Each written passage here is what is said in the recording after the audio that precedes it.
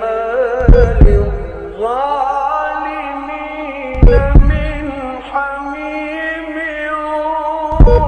ولا شفيع يطاع يعلم خائنة الأعين.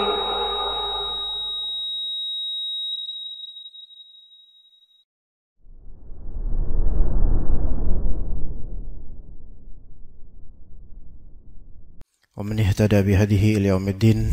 اللهم علمنا ما ينفعنا وانفعنا بما علمتنا إنك أنت العليم الحكيم.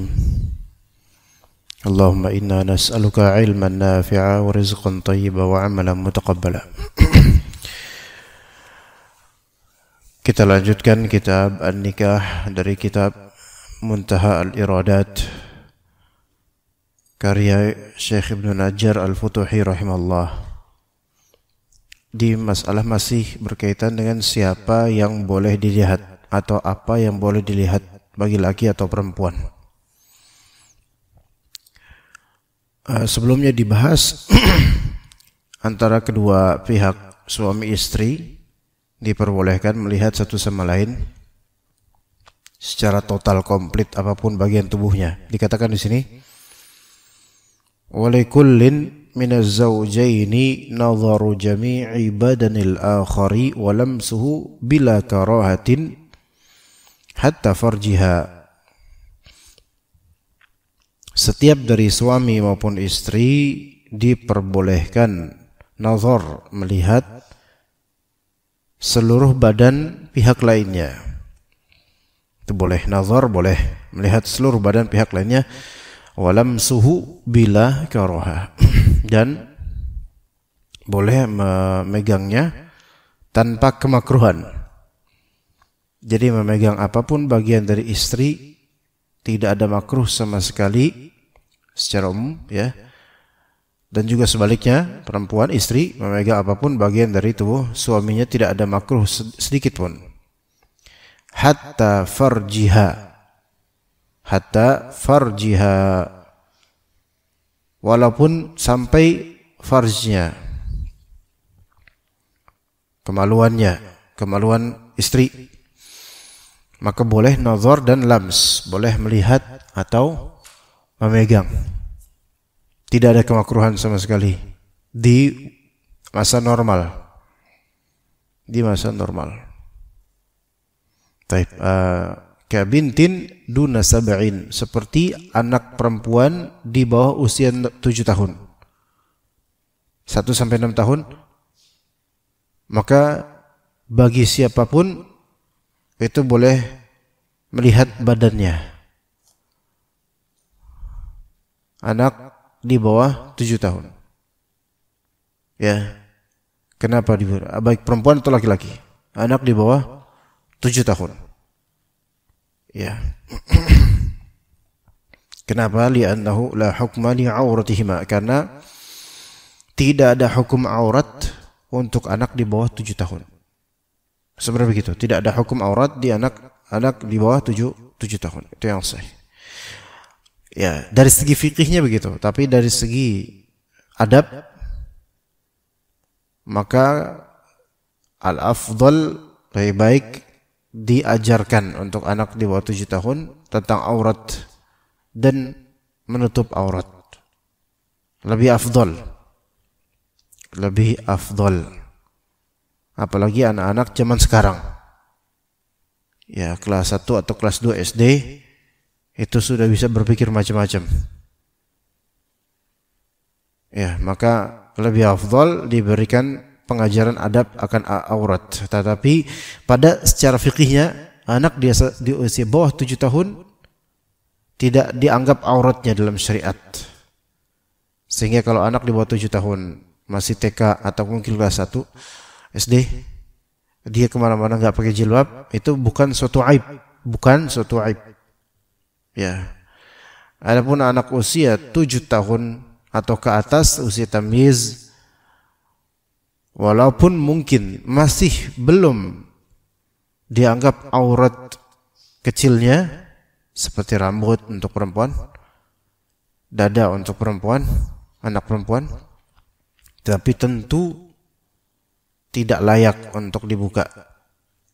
Maksudnya tidak diberi pengajaran adab dalam masalah ini. Hanya tetap itu masih belum dikategorikan sebagai aurat salat bagi anak usia 7 tahun yang belum baligh, laki atau perempuan. Maka aurat dalam salatnya itu tidak dijadikan ibrah. Maksudnya kalau misalnya pun salat anak kecil usia 8 tahun di Masjid Al-Muhsinin dan dia memakai celana pendek, secara fikih itu sah salatnya dia. Oke, secara fikih itu sah salatnya dia. Karena belum baligh. Namun secara adab maka kurang, jelas kurang. Kadangkala suatu ibadah secara fikih sah, tapi secara adab tidak baik gitu. Seperti itu. Ya, seperti kalau seseorang sholat dia pakai kaos dan ada mungkin gambar tertentu. Ini secara adab kurang, tapi secara fikih sah sholatnya. Ya. Terus misalnya ada anak kecil perempuan usia 8 tahun di Muhsinin, misal sholat dia ikut sholat berjamaah tapi nggak pakai jilbab, maka ini sah sholat dia. Sholatnya anak kecil ini sah, namun kurang beradab gitu aja. Tapi ketika dia sudah baligh, laki atau perempuan,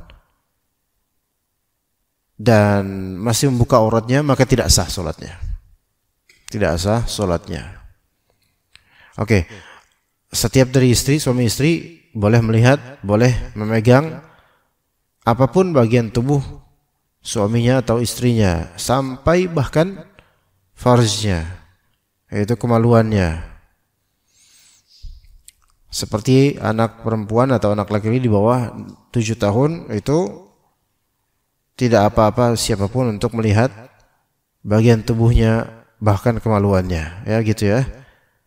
Hanya saja tentu kalau anak kita ya didik supaya merasa malu jika terlihat kemaluannya di publik, ya.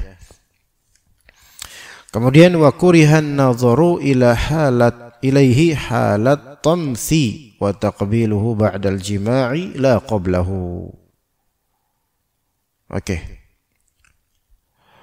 Wa kurihan nadharu ilaihi, yaitu dimakruhkan melihat kepadanya, itu kepada farj, kepada kemaluan istri. Halat tams, yaitu ketika sedang haid. Tams di sini artinya haid. Jadi dimakruhkan,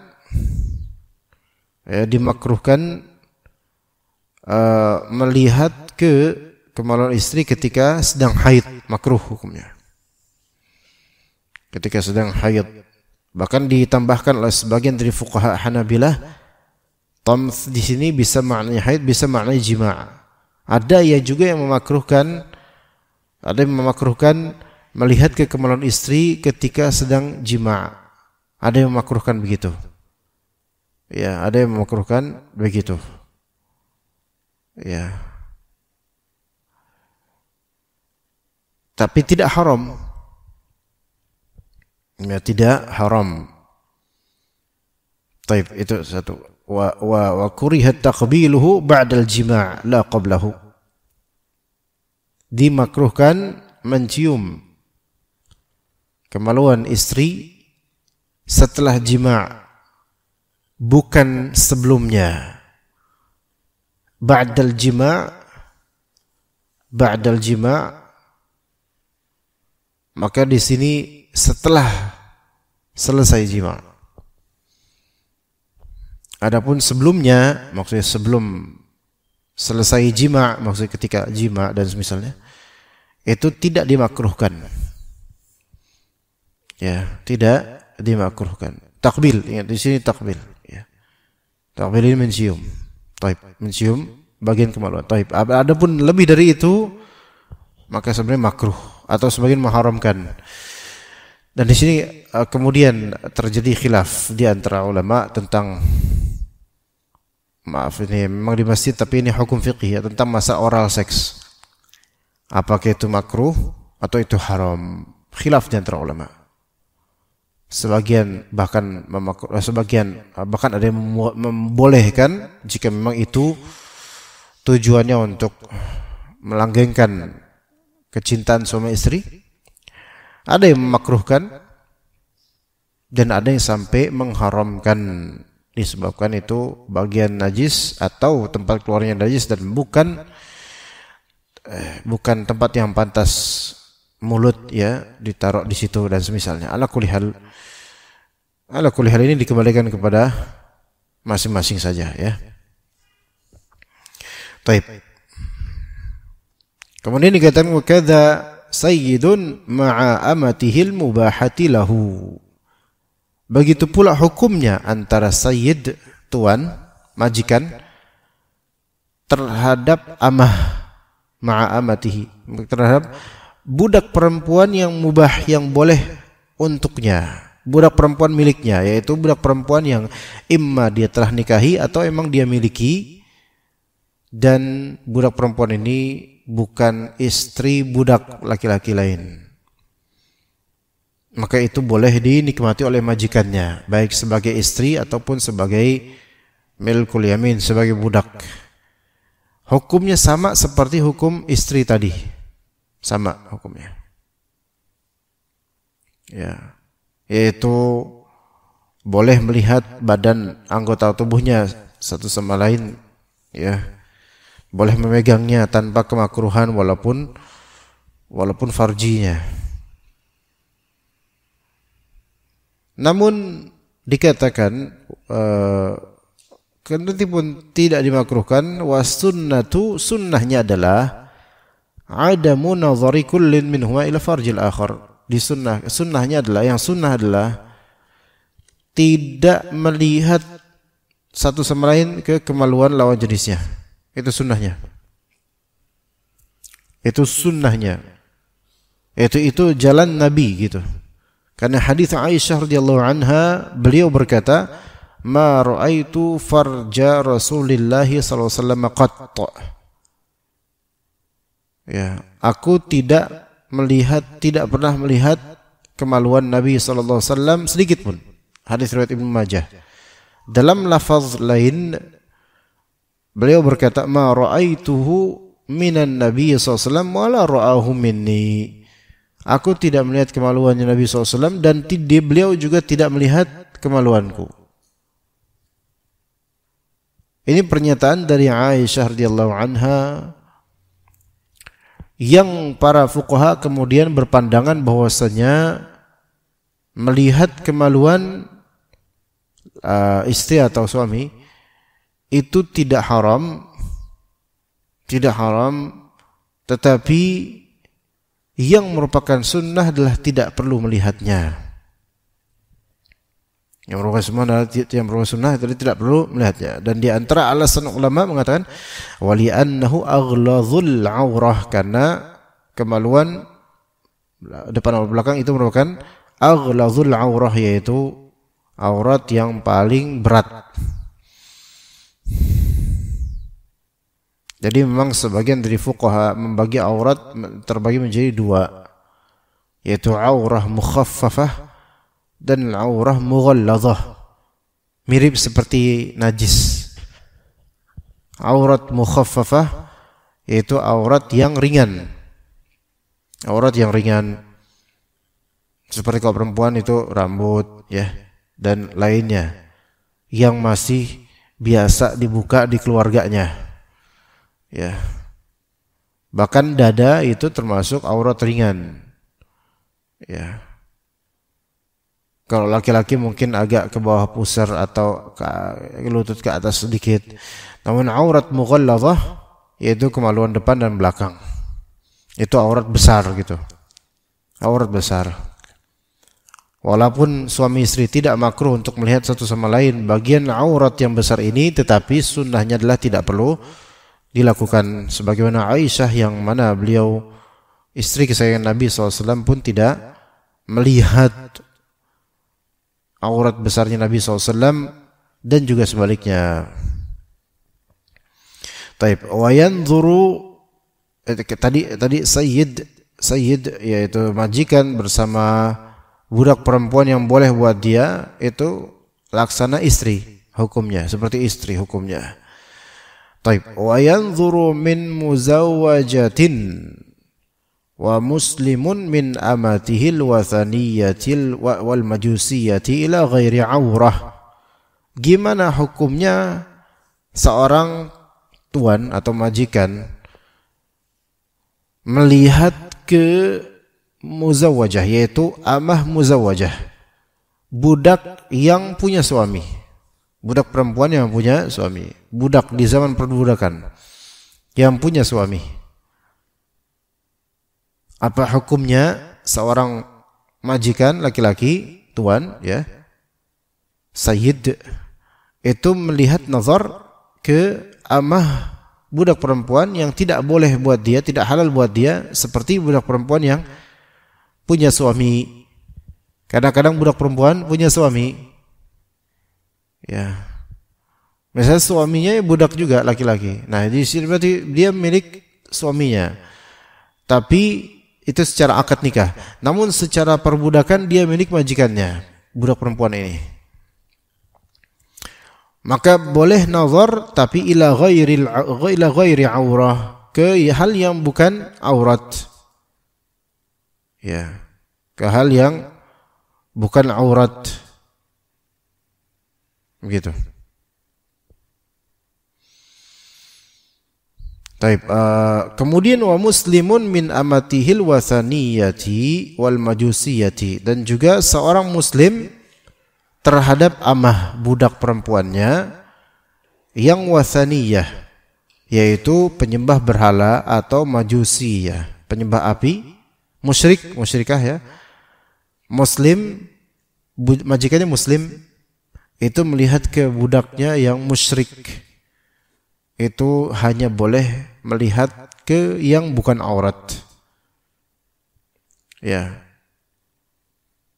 Walaupun budak musyrik ini, budak perempuan yang musyrik ini, dia belum menikah. Karena tetap haram buat majikannya. Seorang majikan, tuan, sayyid, kalau dia punya budak perempuan beragama paganisme, ya, penyembah berhala, musyrikah ya, maka tetap haram untuk dinikahi dan haram untuk dijima'. Ya, tidak boleh.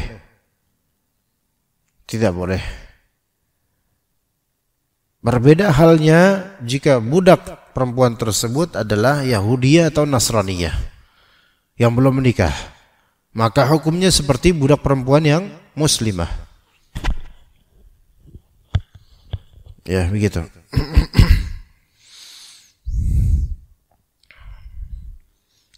Dalam hadis riwayat Abu Dawud,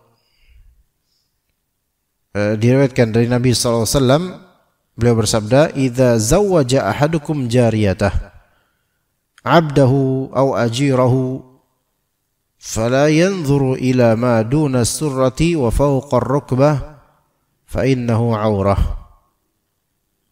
Jika kalian menikahkan, seorang dari kalian menikahkan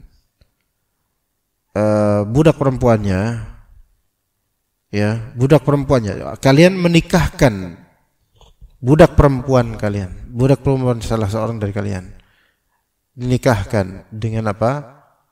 Abdahu, yaitu dinikahkan dengan budaknya sendiri yang laki-laki, atau dinikahkan dengan orang yang dia sewa atau semisalnya, bawahan lah gitu. Maka majikan ini fala yanzur ila ma duna surrati wa fawqa rukbah. Tidak boleh melihat ke bawah pusar dan atas lutut. Karena itu auratnya perempuan ini, auratnya budak perempuan ini. Jadi setelah dia nikah, kan majikan antum majikannya, dan antum punya budak perempuan. Antum nikahkan budak perempuan ini dengan budak antum lainnya yang laki-laki. Maka setelah itu antum enggak boleh melihat ke auratnya dia di bagian bawah pusar sampai atas lutut. Lah berarti bagian ini boleh? Boleh. Rambut masih boleh, ya. Rambut masih boleh karena itu milik antum secara perbudakan. Tetapi dia milik secara akad nikah milik suaminya walaupun sama-sama budak. Begitu. Nah, terus bagian dada boleh dilihat? Boleh dilihat. Selama tidak terjerumus kepada nafsu boleh dilihat. Maksudnya boleh sih secara fikih tidak haram. Itu bagi majikan dan budak perempuannya yang telah menikah. Dan begitu juga dengan budak yang paganis atau majusi, musyrikah ya. Itu semakna dengan budak perempuan yang dinikahkan. Tidak boleh melihat ke bagian bawah pusar sampai atas lutut. Tapi selainnya dia boleh melihatnya, munjakan ini boleh tanpa nafsu, tanpa syahwat karena enggak boleh dijima budak ini. Walaupun jomblo, walaupun belum menikah atau tidak menikah. Begitu ya. Itu di zaman perbudakan. Kalau sekarang enggak ada sekarang budak ini. Kalau sekarang misalnya pembantu, maka hukumnya hukum ajnabiyah. Hukum perempuan mahram yang asing. Maka sampai rambut pun enggak boleh dilihat. Ya kalau itu pembantu. Kemudian dikatakan oleh Al-Futuhi rahimahullah, "Wa man la yamliku illa ba'dan kaman la haqqa lahu." Dan siapa yang tidak memiliki budak kecuali separuhnya, sebagiannya, maka dia tidak seperti orang yang tidak punya hak untuk melihatnya. Yaitu ada budak namanya muba'ad atau muba'adah. Yaitu seorang budak yang nilai harganya dimiliki separuhnya oleh antum dan separuhnya oleh orang lain. Jadi punya dua majikan dia. Pemiliknya dua orang. Antum dan ikhwan lain. Maka di sini enggak punya hak untuk melihatnya atau melihat auratnya antara pusar sampai lutut. Ya begitu. Kemudian kasus wa haruma tazayyunun li mahramin ghairi zaujin wa sayyidin. Diharamkan bertazayyun, diharamkan untuk berhias. Haram untuk perempuan berhias untuk mahram. Untuk mahram ghairi zaujin selain zauj, selain suami dan tuan. Kif? Tazayyun itu adalah apa? Berhias. Perempuan dilarang berhias untuk selain suami atau tuan majikan. Ya, tazayyun ini berhias. Dan ini hal yang menjadi pelanggaran banyak orang. Istri-istri pada berhias ketika keluar rumah. Untuk siapa? Haram. Haram. Kecuali kalau misalnya untuk kekajian sesama akhwat, itu tidak masalah mau berhias mungkin. Itu bukan itu masalah. Sekarang siapapun mau dia udah ngaji atau belum ngaji, mau dia salafi, hizbi, sururi, khawarij sekalian, istri-istrinya haram berhias. Haram berhias untuk keluar rumah. Haram.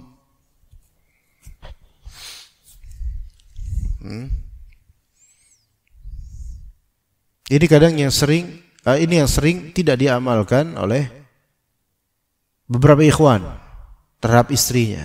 Dibiarkan berhias, bedakan, lipstikan, celakan ketika keluar rumah. Ketika keluar rumah, di dalam rumah, ya subhanallah,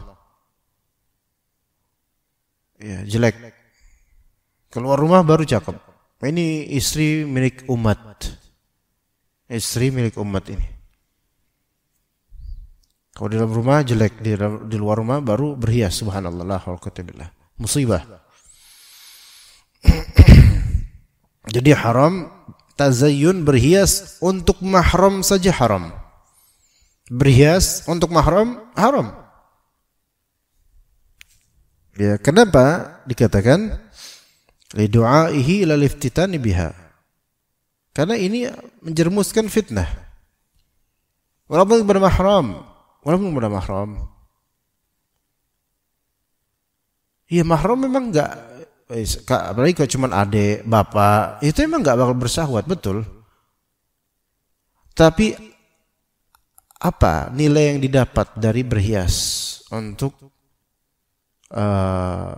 bapak, untuk anak, atau untuk adik? Enggak ada manfaatnya. Berhias itu hanya untuk siapa?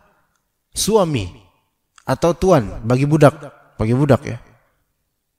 Udah selesai. Maka yang dilakukan oleh siapapun dari perempuan yang berhias, mempercantik diri, mempersiapkan cantikan diri untuk ketika mau keluar, maka ini haram. Dan ini susah, karena susah. Sebagian ikhwan susah ngatur istri dalam masalah ini. Ya, padahal istrinya yang akan dipertanggungjawabkan di akhirat nanti. Beda kalau misalnya ibu antum sudah ngingetin gitu ya. Beda dengan mungkin putri antum yang sudah besar dan sudah punya suami misalnya. Antum cuma ngingetin, khalas urusan antum ingetin. Tapi kalau misalnya istri masih di bawah tanggung jawab gitu loh. Atau ibu antum, atau misalnya adik antum, atau kakak antum, ya ingetin.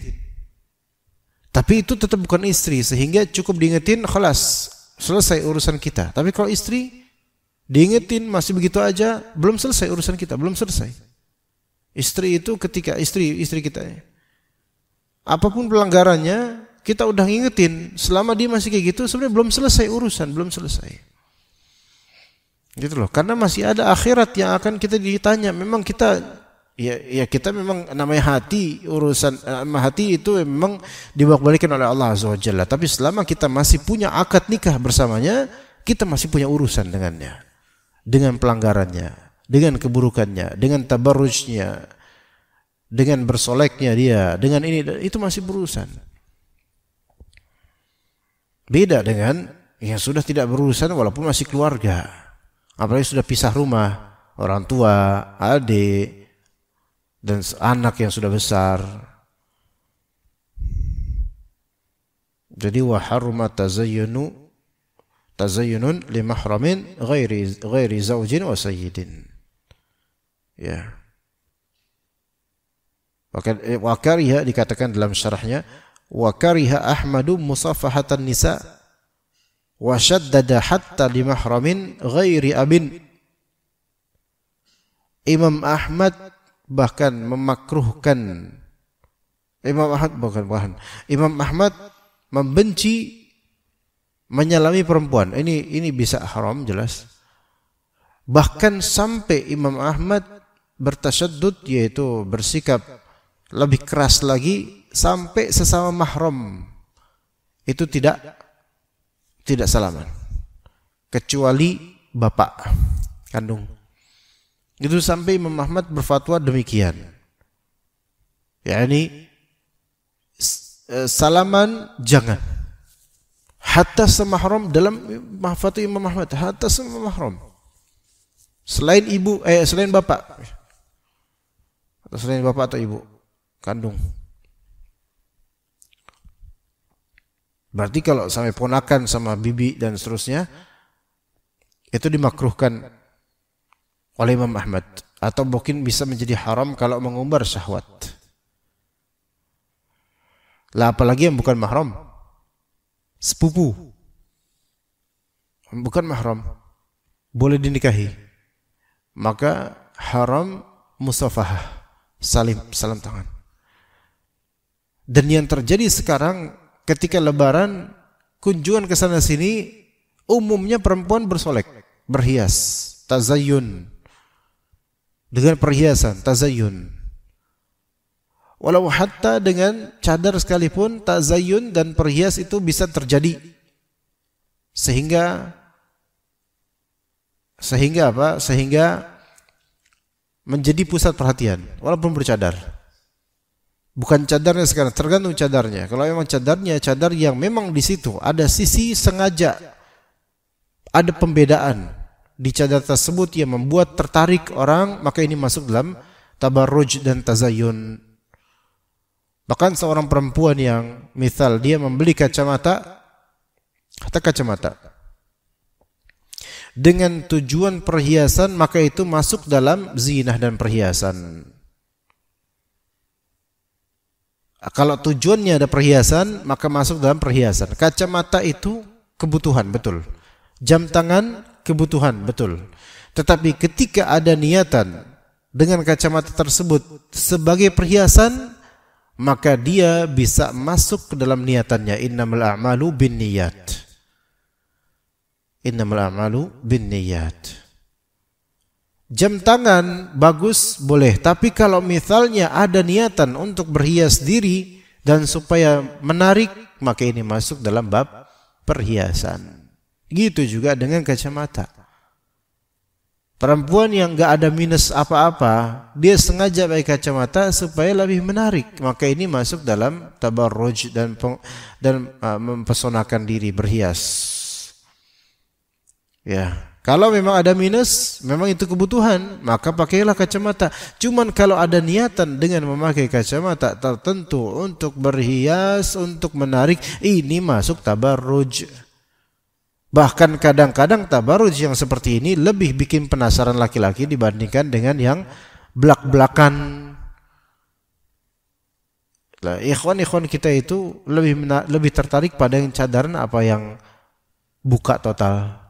Yang cadaran atau yang kelihatan nyunah gitu. Kita itu lebih mudah terfitnah pada cadar hitam yang melambai-lambai diterpa angin dibandingkan dengan perempuan yang helai benangnya sedikit. Begitu. Ya, seperti itu, wallahu a'lam.